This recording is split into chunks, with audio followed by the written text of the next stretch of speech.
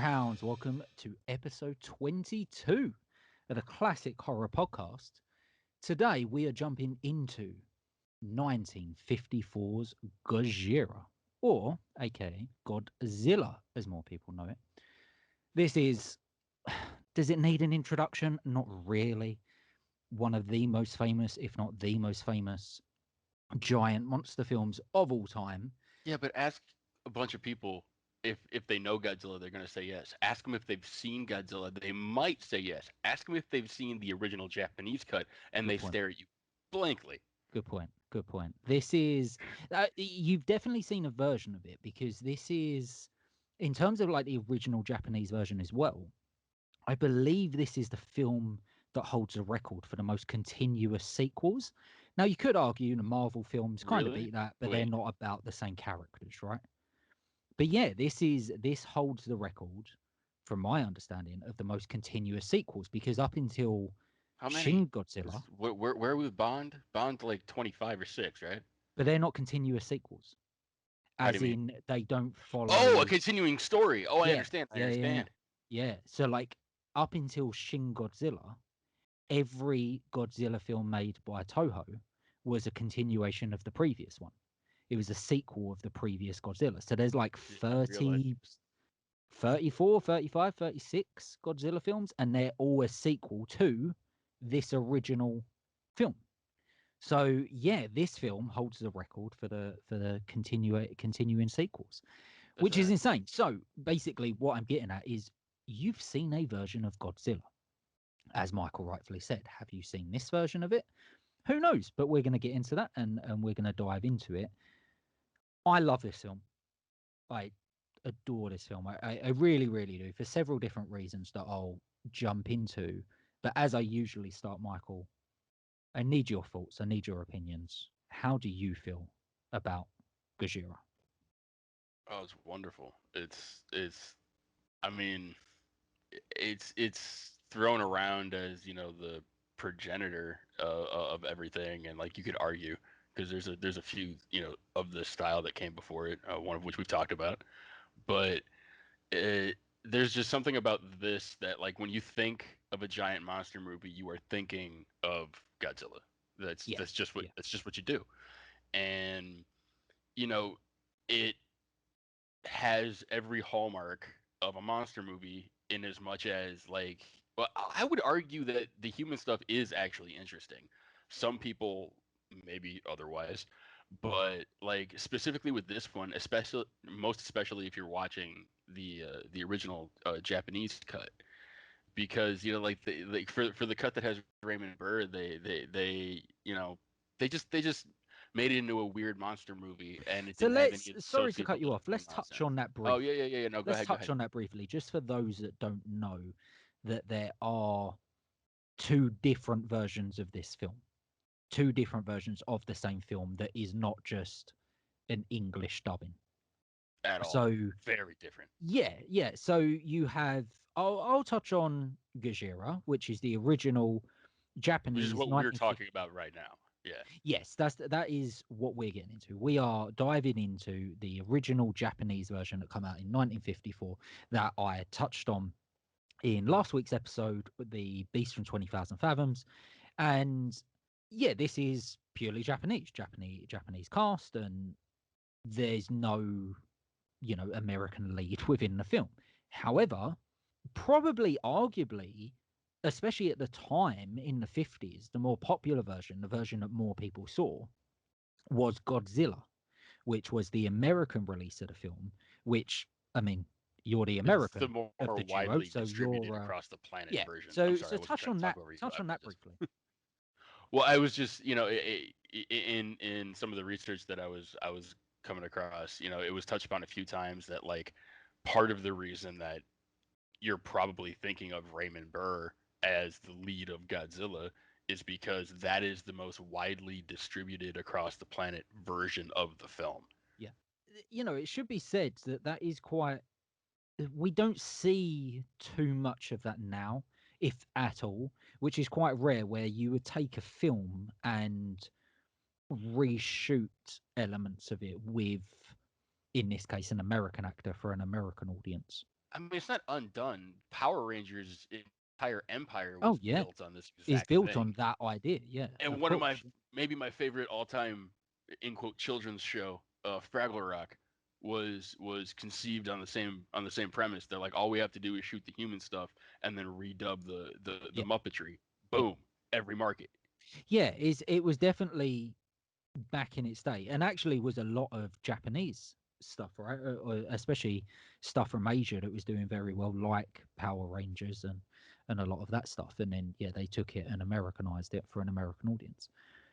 This, would you say this is out and out, as in Gojira, is out and out a better film than the Americanized Godzilla version of the film, or do you think they equally hold up? I had every intention of being able to answer this question wholeheartedly by digging into my egregiously large physical media collection.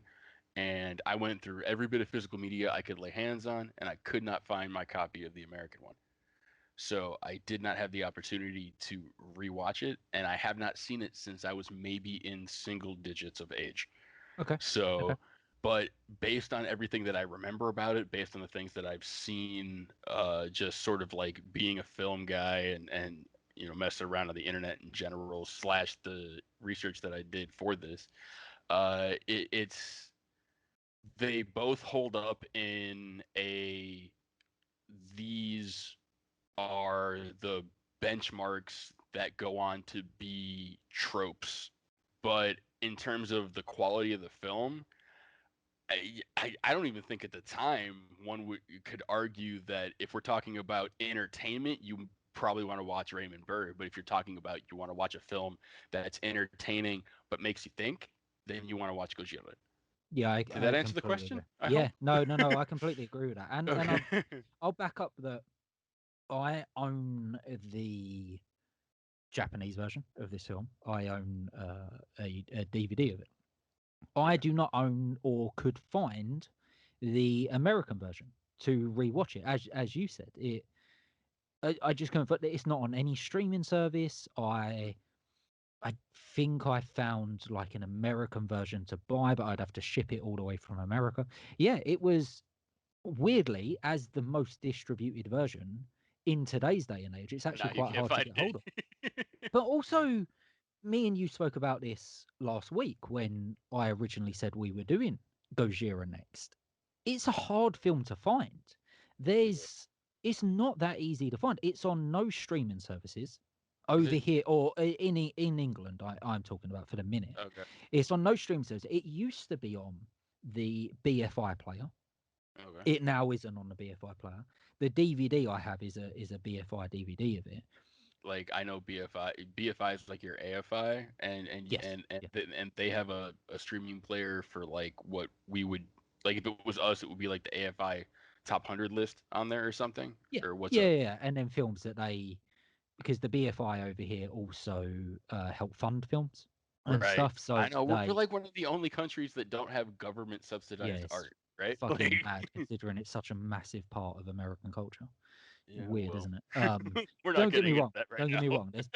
There is big problems with the BFI. They do amazing work, but there are problems with the way they fund stuff.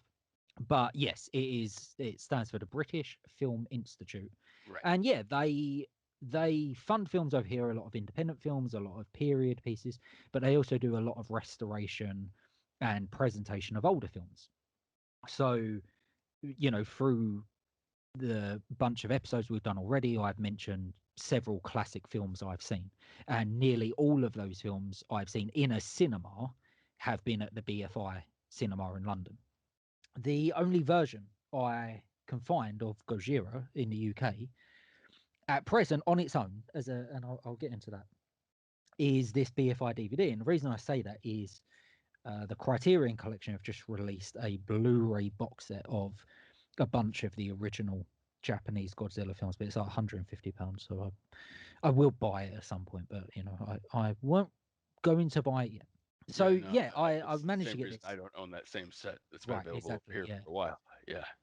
American version, can't find it anywhere. So, I have seen it a long time ago, but it was just like you, I couldn't get into it.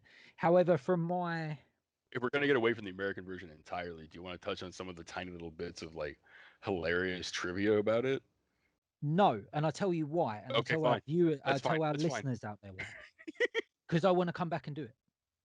I want to come back and do it, and I You want want to to do find it? I'm okay with I want this. to I'm find okay it and with do a this. I like whole this idea. episode on it. That's why we're not going to really get into it now because I do want to do All a right. So to make sure that we American need to do version. it, I'm gonna tease the audience with this bit of information that we'll answer on that episode. What might be a link between that version of Godzilla and Plan 9 from Outer Space? Oh, nice. There you go. Little tease. Work it out, and when we come back to it. Right. So let's get into Gojira properly Do it. from the start.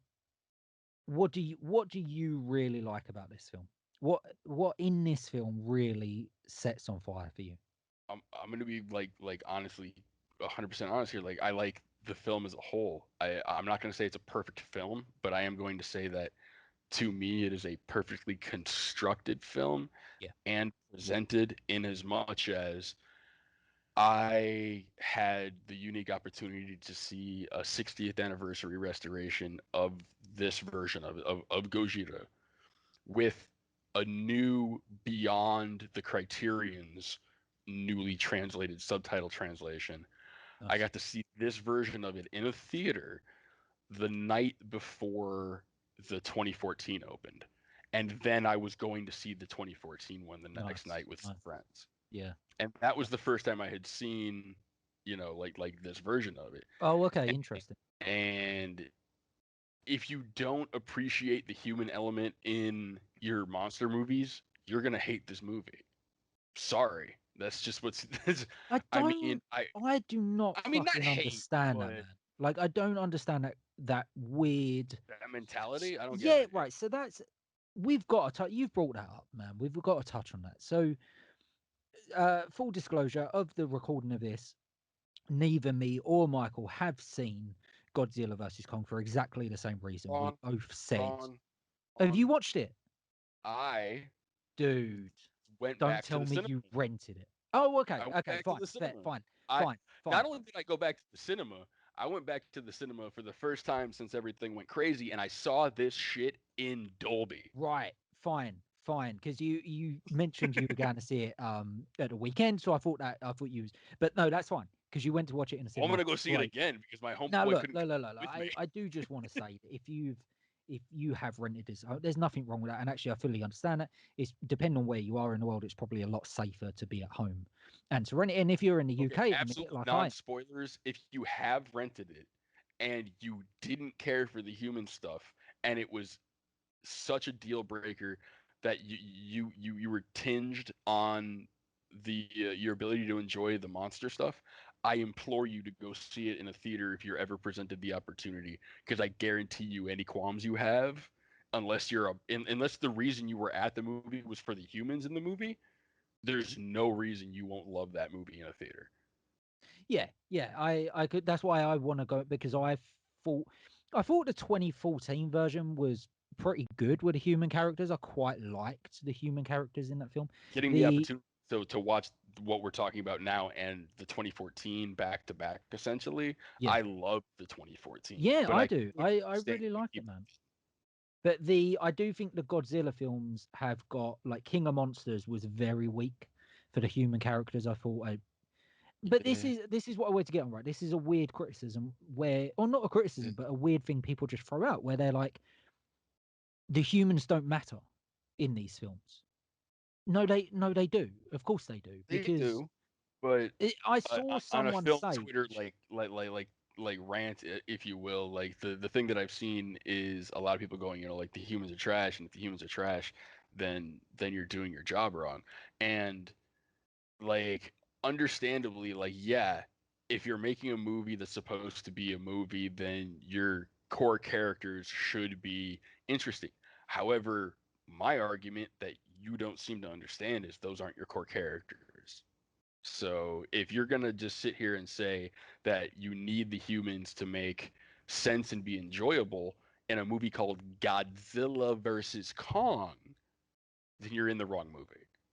Kind of. I don't fully agree. As in, if this is the best criticism I saw.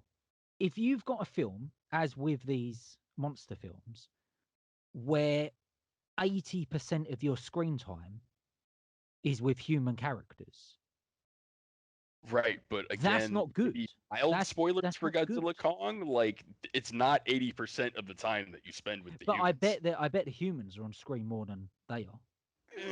Yeah, yes. Like, you've got to have good human characters. You, unless your film is literally just And again, I'll go non-spoilers, but like I actually loved half of the human stuff. Half of the human stuff okay, I okay. genuinely, unashamedly, fuck you if you don't like it, loved. And the other half of it, I'm not gonna talk about. I But just think that if you've got, do you know what? This is what I say. If regardless, human character, animal character, monster character, whatever it is, it should be wrote well. yeah, It doesn't matter how long it is in. Like, but by saying like you have a monster film and the human characters are irrelevant, well, no, because they're in the film. right, If they're yeah, in the film, they're not irrelevant. Like you, and also they're your gateway into that film. Like your gateway is never gonna be Godzilla or Kong because you can't identify with. You can try and the filmmakers can try and put certain aspects there you can identify with, but you're never going to be able to see it through their eyes. The human character is meant to be your eyes, or at well, least that's the way I look at it. okay, so exactly what you're talking about, I feel is presented both positively and negatively in as much as the reason I love the humans in Godzilla Kong, that I love the way that I do, is because they're what you're talking about. And the reasons that I don't want to talk about the other humans is because the other humans are relegated into the Basil exposition role and Yeah, only the Basil exposition role. yeah. Whereas the human stuff that I actually really like, to me, at least feels cogent to being a human connective way in.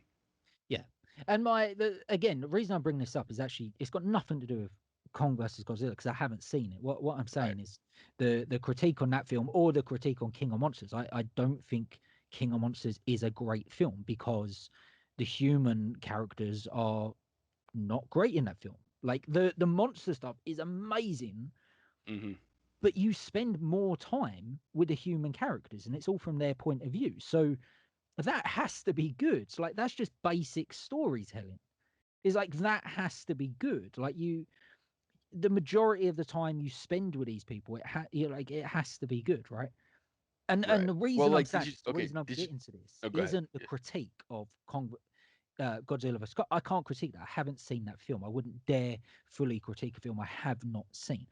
The reason why I'm getting to it is because the film we're talking about, Gojira, I think does very well with all of the human characters Extremely. extremely well from the start of it. From the start of it, even though they're not like, even when you've got and you know Japanese monster films do this a lot. They show you like massive crowds and they show you bunches of people sometimes rather than focusing on single people. But what they do really well, what they do really well in this film and a lot of other the Godzilla films, I think they do it I mean, very well. Shin Godzilla does it, That's what I was going to say. creepily well. Well, what they do well with Shin Godzilla or this Gojira is why you understand the difference between why certain people are reacting the way they're reacting. And within this film, the example is one of my favorites is the way this film opens, where you've got basically the fishermen and the fisher villages and the dialogue that's in there and the way they're reacting and in the way they sit. And then when that obviously comes more onto land, it's different. The fishermen and the fishing villages are reacting in a different way and it's affecting them in a different way than it's Hmm. reacting the big city. Hmm. And again, that's a great way of showing how these characters don't need to be single, extremely well developed characters, but there has to be something to grab onto. There has to Okay, be. so one of the reasons that I love The Witch is that one could argue it's not a horror film. I am of the mind that it 100% is, but if you wanted to play devil's advocate, I would say no, it's not a horror film. It is a interpersonal family drama about the power of lies in which there happens to be a witch. And by the same argument, this is not a monster movie. This is a movie about people dealing with a disaster, and the disaster happens to be a monster. It's like my father used to say, like crazy weather movies. He's like, no, they're monster movies. It's just that the weather is the monster. Yeah, I agree. Yeah. It's this. It's I anyway. I hope that made Yeah, sense. no, I agree. But that's where all, in my opinion, all good monster movies and especially horror movies, that's where they sit. They sit with that where there's this underlying meaning, right? Hmm. As in, like, one of the weird comments I have seen about Godzilla versus Kong is like where people have complained it's too political in areas and they don't want to see political messages within their monster films. And it's like, Then is they that haven't is that seen enough of satire? them. Are you joking? Like, Like, or yeah, have you just never seen? are you pulling my damn leg, boy? Yeah, Like, what is like happening that's you. It's a joke, right? Like you're trying to get a reaction because you don't actually think that. You can't think that, It's like, can did you see you? that bit about where somebody complained about Rage Against the Machine, saying like, I Yeah, didn't realize you guys were suddenly political. I'm not yeah, gonna be a fan anymore. yeah. And then Tom Morello was like, please tell me which of our songs you think aren't political, so I can kick them the fuck out of the catalog. Or just the fucking name of the band. Right? Like, The what name of machines the do you think band. we were raging against? What do you think that means? Like, yeah, it's I find that so weird. I find that so strange. But yeah, you're right. You just summed it up. This isn't a monster film, as in it's how it because it's not exactly about the monster. It's about how people react to disaster, which is the exact setup of this film. This whole film is about the bomb being dropped on Japan. Mhm. That's this whole idea. This is born out of that. This is literally, I mean, the whole thing we're getting into with these films, the whole of 50s sci-fi horror across the world is born out of the atomic age and the fear of, Mhm. what that might bring in And several none different more ways. specifically than this. No, exactly. I mean, this is literally born out of And tragedy. rightfully so. I don't Yeah. care how you feel about politics. Like, m- so even if you feel that dropping giant nuclear devices on another country was the right move, you cannot deny the the chaos that ensued. And Well, there's also this just a is a story to be told logical there. progression of a reaction to that. It's not political in a way. It's like you could draw it all into politics, but it's also just the human condition. It's like you can't just, this is what art is. Art is something happens and you're going to commentate on it. Exactly. Now, however you want to, like the Titanic isn't, James Cameron didn't make a film about a sinking ship. He made a No. film about class. Yeah, absolutely. It's not about a sinking ship at all. It's about class. Steven Spielberg didn't make Jurassic Park about dinosaurs. It's about playing Mm, God. and exactly. and if you literally, there's a fucking line of dialogue in the film about, should you have done this. So yeah, people can argue all they want about like politics and don't bring politics into film. It's always been there, man. It's always been there because it's, you can label it as politics, or the way I look at it, it's just human condition. It's something is presented in front of you and you're going to have a commentary on that, right? Whatever that is. And I would argue all the best films in cinema do that, and even films you don't realize are doing it probably do that. Gojira is probably one of the most famous of that, and one of the best of tapping into that political commentary, human commentary, but also being a hell of an entertaining film. So Mm. let's dive into that. Let's dive into the entertainment aspect of this because I think it's incredible. So here's the gateway into this. Last week I presented you and then presented our audience with the Beast from 20,000 Fathoms, which was very, very famous for beautiful Ray Harryhausen stop motion animation, Mm. So which good. was in turn inspired by the effects from the original King Kong film. Mm. And Oh. the history of this film is that the makers of this film was also hugely inspired by King Kong and the effects in that, and that's why they really wanted to make a monster film. And it took them a little while to get there. They unfortunately just didn't have the budget nor the time to do stop motion animation, so they pioneered a technique that would become known as suitimation. Very simply put, it's a guy in a suit. Mm. How, coming off the back of last week's episode, coming off the back of Ray Harryhausen's beautiful stop motion animation, how did this work for you? How does suitmation stack up? Because I know that is a point of contention. Like when, especially with those two films, right? And it's no accident I picked them to do it this way. Because on that episode, I was saying about how certain people believe that influenced Godzilla, and Godzilla took a look from that, and look, whatever. World inspiration at the same time is the way I would put it. But Ray Harryhausen may have had, and depending on who you ask and where the story comes from, may have had a little bit of resentment towards Godzilla, and some people will say it's because they copied the story and they, copied the monster a little bit. But actually, other people will say it wasn't resentment at all. It was just more to do with he didn't like the suitmation. So my question to you, having watched these almost back to back, week from one week to the other, how does it stack up for you? How does the suitmation of Godzilla stack up with what I know you love in stop motion animation? Fairest way to answer that question would be to ask you a question, which would be like, how would you compare a Michael Crichton novel to the Bible? What do I mean by that? They're both written works, but they're very, very different. Yeah, yeah, yeah. So stop motion, suitmation, they're not the same thing in any way, shape, or form at all. To me personally, really. No, Uh, I feel you. I feel you.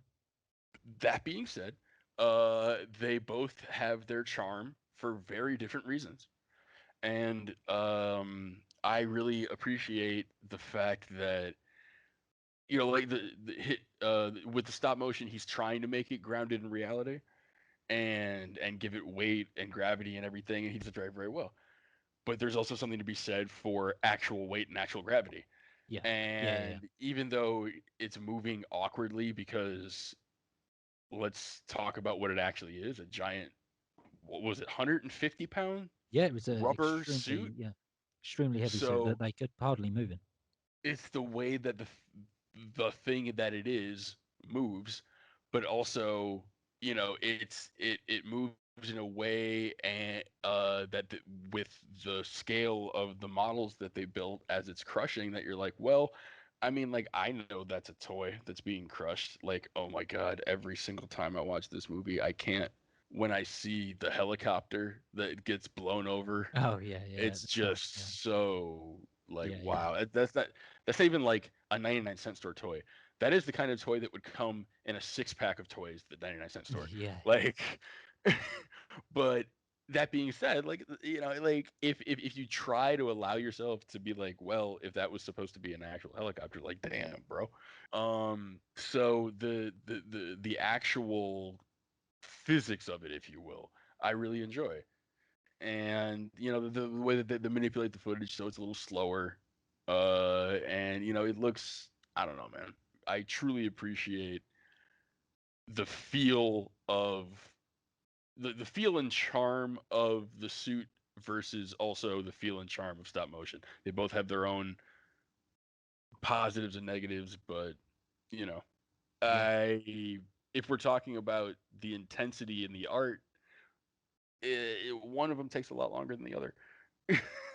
yeah. Definitely, definitely. And I mean, Which is that was why the they whole didn't do reason that why they in done it. this. Yeah, yeah, because the time and the money. I really like it in this film particularly because I think they, when you look at some later Godzilla films with the suitmation, a lot of it is in broad daylight. It's lit very well, and I don't think that holds up as much. Something is just very jarring with that, and you can almost tell with this. What I really really like about this film is Godzilla's always, for the most part, there's a few shots. like where he peeks over the hill and stuff like that. But for the most part, it's all at night, and it's all in shadow, and and I think it works really, really well. Yeah, and there are certain things with, like you said, that helicopter shot that definitely does leave a lot to be desired. But I also think there's a lot of miniature work that does very, very well. The bit where Godzilla's in between the power lines and the tanks are firing at him and stuff like that. Oh yeah. The way they cut between a guy in a suit and miniatures of power lines exploding, and guys around fully sized tanks and actually firing. It's incredible. I think it looks really well and it works really well. And yeah, there's some bits where you can kind of tell it's a guy in a suit when Yeah. you know it, but I like it. I think it Well, this actually works gives me the really, really first well. opportunity to talk about one of my notes. One of the things I really liked is I had forgotten slash didn't realize that his atomic breath, or Godzilla's atomic breath, we're not going to talk about gender. Godzilla's atomic breath is established in this film, Yeah, and one of the ways yeah, that yeah. they showed it was the melting power line towers, Oh, it's great. and that was just heat applied to wax Yeah, miniatures. yeah, But yeah. look at It's what it great. gave us. Exactly. It's so simple, so effective. It's incredible. I love it. And I think let's touch on the suit a minute. How do you think the suit actually looks? What do you think about, because Godzilla's looks changed quite a bit over the Hmm. years, especially in the American versions and more recently in Shin Godzilla. But Hmm. how does it look in this? The original creation of Godzilla. How does that work for you? Well, one of the things I've always appreciated about Godzilla is, if you're thinking about Godzilla, like there's what 14 different designs, I think, or something. I don't know what Yeah, the so actual I don't know number what the is, actual but number is, yeah, but there's a yeah, high number of actual designs, yes, yeah, and all of them, if you hold them up next to each other, are very distinct, but also similar enough that if you say Godzilla, that's what you're thinking of. yeah, You I know agree what I with mean? that. Yeah, And it all stems from when you think Godzilla, the baseline that you're thinking is dinosaur like, spiny, kind of hunchy. yeah, And all yeah, of that is right here. yeah. So, It's I really like it. I love the way it's got the massive fins down the back, which oh, obviously the details it's are become a real great. stable. The skin, the way the skin looks, and yeah, I love it. The thing that's always been, depending on who you ask, up and down with Godzilla. Some people love it, some people don't, especially in Japanese versions. Are the eyes, especially like more recently, the eyes in Shin Godzilla are quite Dude, crazy. this is so weird. Yeah, yeah, very weird. But yeah, I like it. I like everything about this. I really do. Yeah, it is very slow moving. It is very Which I lumbering. But like. yeah, It but I would like be. that. I like that. Exactly. It would be. But like you said, They try to throw some science into your science fiction, exactly. which is why I love Michael That's it. Crichton. That's the perfect way to sum it up. Perfect way to sum it up. And it, like you touched on, they couldn't really do anymore because the suit, the guys that were, it was mainly one guy. There was another guy that done a bit of the suit motion. I don't think a lot of his stuff made it into it because he literally couldn't move. He was a bit of an older gentleman whose name passes me by, but he literally could hardly move. So most of his stuff didn't make it in a suit. The guy that does play Gojira or Godzilla in this version played him for years and years and years, and he the stuff he was put through, man, some of the stories out there, especially on this film, the very early suits, even the tests. I think the first one that he put on, he couldn't move at all because they Right. used Yeah. this weird. Well, they didn't tell him, what the part entailed when he took it. One of the bits of trivia I read was when he took the part, he was like, "Oh, so it'll be like those period piece samurai suits, right? We're good." Had no Yeah, yeah, idea what he was in for. yeah, exactly, yeah. And that first suit couldn't even move because they used a very cheap, I think it was like resin or silicone that like just turned to concrete. Once it was in place for a little bit, so he couldn't move. Then they made the new suit, but it was like you said, it weighed a ton. It was really hot. There were multiple stories of the guy just fainting. Middle of a take, he'd just faint and crush everything. Mm. he would get in. The way you would get in the suit is basically just through the back where the fins are, and then they'd hook all that Mhm. back on. Yeah, and if I'm not mistaken, Godzilla's actual head sits on top of his head. If you Mhm. imagine where the actor is, his head is actually in the neckline, and there's little Mhm. holes in the neckline for him to see. So he's got like that huge Godzilla head on top of him, weighing him down even more. Man, like what he went through was crazy. So like when you put all that into that performance, hell of a performance, amazing performance. Yeah, I like I Mhm. said, I love it, man. I could keep going on.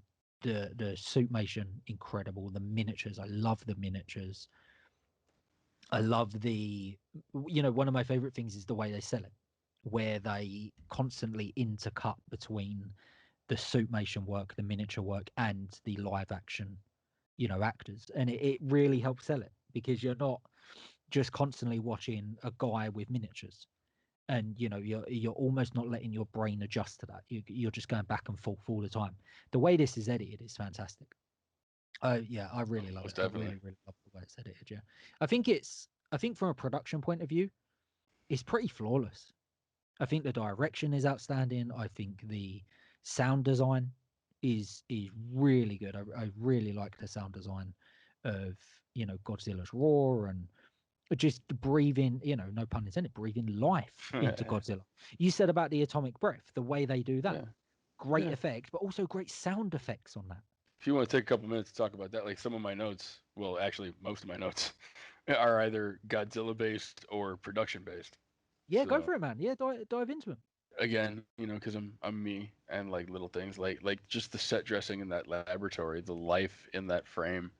That even though we're only supposed to be paying attention to 15-20% of the frame being the people on the table that they're behind, like everything behind them is just so it feels like a real place. You know what I Yeah, mean?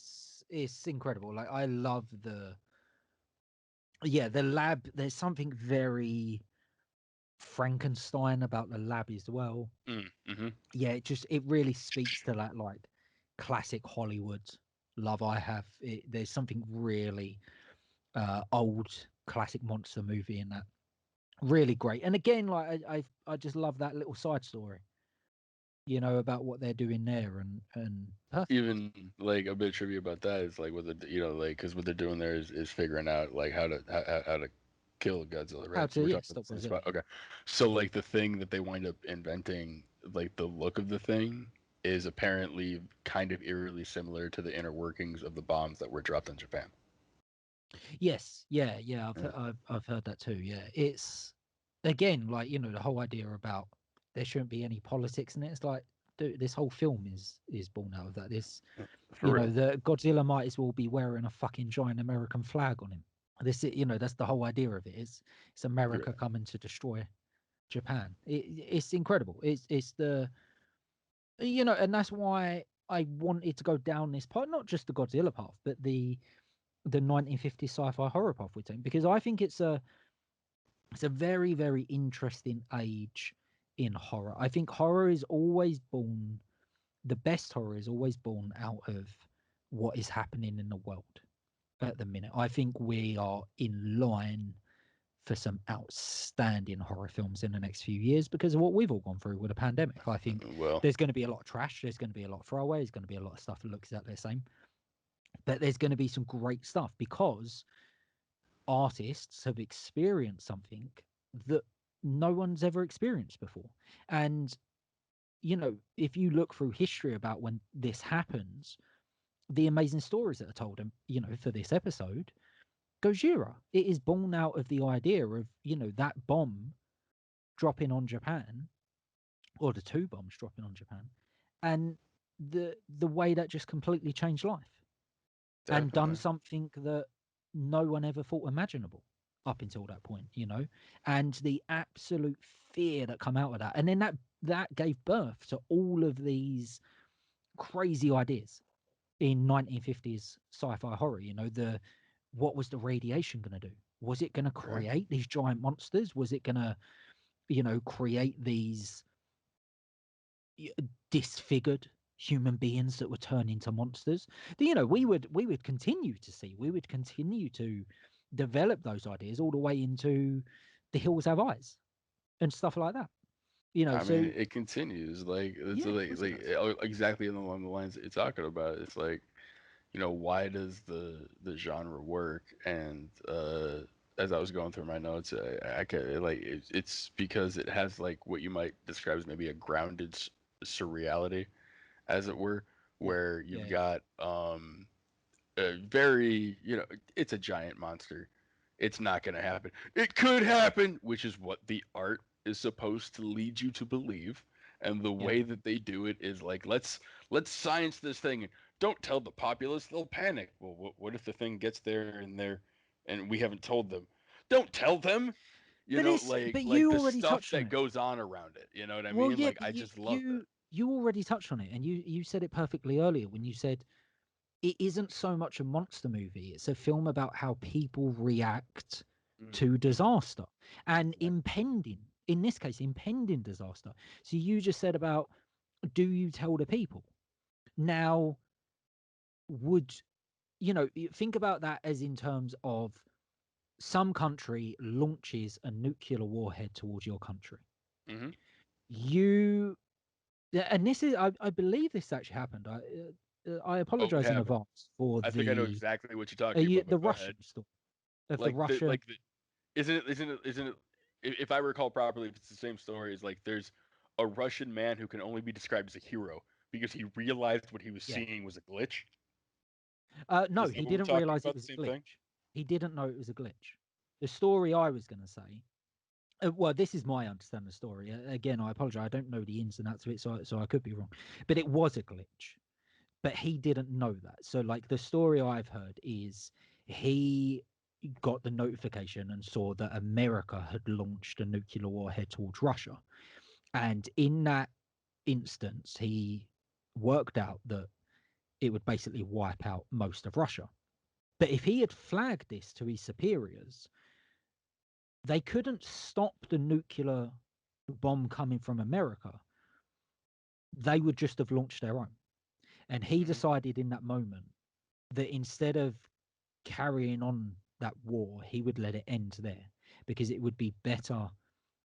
I think the wording was, we're going to die anyway. Why allow them to die as well?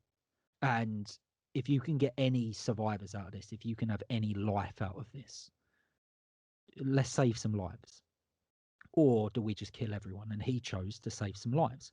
Turns out it was a glitch and no nuclear warhead was fired at all. So good job he didn't bloody flag it up. But I the mean, idea was, yeah, in that moment he made the decision. No, let's not do this. Let's not destroy the world. Let's just have this end here. Yeah, amazing. mm, And again, that's what these films do so beautifully. I think again, I know I keep touching on it, but that is because after I watched this, I went and watched it directly after. But Shin Godzilla, I think that's what that does so well. Is you have some nice individual characters in that, I think, but again, a lot like a lot of these Japanese films, it is to do with the politics and the way the country and the most powerful people in charge would react. And I think there's some great stuff in that. But one of my favorite lines in Shin Godzilla is where they're talking with the Americans and the Americans agree to bomb Tokyo to kill Godzilla. And the girl that's reporting it says, when she's saying it, she said they would have done the same if Godzilla had landed in New York, mm, to stop it there and then, to stop like it going any further. You just wipe it. And it's just such a powerful. And again, I don't think there's any right or wrong with that. I don't know which side of the fence you land on that, but it's just such a powerful thought. And mm. No, that's what very much art so. does so well, right? It raises them questions and just leaves them there for you to ponder over. And again, That's what great art should do, is right, make you exactly. think. And to me, that's the really that's the staying power behind Gojira. That's the staying power behind this film. Is it still asks those questions today, and I don't think we've changed that much. Mm. Since 1954, I think these points still hold up, right? Incredible, I man. mean, It's such a absolutely. powerful film. But also, like I say about all these films, if you just want the entertainment factor, I think you get the entertainment factor as well. I think they do both so well. Not everyone is going to want to go into, the and dig into the political and the human aspects of it. And I understand that. That's absolutely fine. But you're still going to have a good bloody time. With Godzilla rampaging through and destroying everything and throwing bloody trains about and all that kind of stuff, which is some of my favorite stuff in the film. Absolutely. It's great where he's just got that train in his mouth and it's just Dude. it's great, man. So good. And like, even though it might be like cheesy, like if you see it from today's eyes, but like that close up of him just roaring, where it's like it's a hand puppet, but if you just be like, all right, I get it's a Yeah, hand yeah, puppet, yeah, but like yeah. movie magic, let it go, let it go. Can you imagine just some giant ass thing just coming up over your favorite Exactly. like, building, Yeah, just being like, I'm fucking all your shit up, yeah, like yeah, yeah. I like don't even like that never really comes in my head about that stuff. I'm quite good at just letting that stuff go and just being like, and also with these, especially like a Japanese film from the 50s, I don't think oh, sure. anyone's going back to watch this now that isn't ready for that and isn't accepting of that. I don't think kids are going back to watch that, like, don't give a shit about this. Do you know what I mean? Like, so I hope not. Yeah. yeah, I think that anyone watching this is The going, and I last think thing that's we why I need is still say some highly shitty regarded. YouTubers talking about There you go. how this is the How worst thing this they've is. ever Yeah. seen. No, but it's great, man. I absolutely love it. Yeah. I absolutely love it. Look, I haven't got, we've been going on for ages. There ain't too much more Too I've long. got it. Is there any trivia you want to throw out there? Are you aware that this isn't the first appearance of Godzilla? Like Gojira is Yeah. not the first Yeah. appearance of the character. Oh, see, I wasn't. In some of my research, I found out Oh, go on. Yeah. debuted Touch on. in a radio drama, which as I don't know. I just storytelling is a big deal to me, and radio dramas specifically are a large part of my childhood, which is a story for another time. So just to find out that Godzilla started in radio dramas, I was like, oh, this is okay. I'm good with this. Yeah. Yeah. Yeah. Nice. Yeah. All right, dude. The last bit of knowledge I'll wrap on, just because we kind of started with this, so I'm going to end with it. So rightfully so, we all the way through this have been calling the film Gojira because we are directly referencing the 1954 Japanese version. However, as we touched on, most people will know this as Godzilla, as he is more widely, he or she or it is more widely known as, and it is believed by most people and was believed back in the day that the name Godzilla come from the American release of the film, which is partly true, as in the Americans didn't come up with the name Godzilla. Mm. Toho actually already designed the new name and come up with the new name for the American release. And before it was actually picked up for distribution, Toho were already playing the subtitled version in American theaters that were like Japanese American co-owned with the Godzilla title. So yeah, they change it themselves. And yeah, I don't really know. It would have been interesting to see if they had kept the name Gojira instead of Godzilla. I wonder if it would have, because there is something very Godzilla does roll off the tongue, and it is It very, does. and it's got God in the title. So Somebody yeah, in that team knew what they were doing, yeah, because exactly, yeah. they So knew that Middle America were gonna yes, go. yes, Gojira yeah, was such a yes, yes, cool movie, man. yeah, And, yeah, instead of saying anything near what they should be saying, so if they yeah. called it Godzilla, that's a pretty that's a pretty stop in the middle. From the way I've heard it, is it was basically how do we make this as simple as possible so they understand exactly what it is? Well, Yeah, what is he? He's a god-like lizard. there it is. Godzilla. There's literally, that's what I've heard of why the Japanese or Toho come up with that was, yeah, let's just make it as simple as fucking possible so it would sell. And considering, as you put, Michael, in 2021 there is a giant blockbuster film with Godzilla in the theaters right now, I would argue they Post done quite pandemic with pre-pandemic right. numbers. Exactly. They done quite well naming it, like changing that name. They knew what they were doing. But yeah, that's where I'm going to end it, dude. Again, thank you so much for joining me. This is, yeah, it's been a really good episode actually. I've really enjoyed talking to you about this, and this is one of where to dive in with you forever. So yeah, thank you so much for joining us, ladies and gentlemen. And I'm just going to reveal it now. You know what's coming next week. You know what we're doing next week. We are stepping out of the 1950s. We're going all the way back to the 1930s, and we are doing the other side of Godzilla versus Kong. And we are going to be talking about the original King Kong. So get ready for that. That's coming next week. We'll be back. Thank you so much for joining us. As always, until next week, stay very, very safe, Horror Hounds. Take care, everybody. Bye.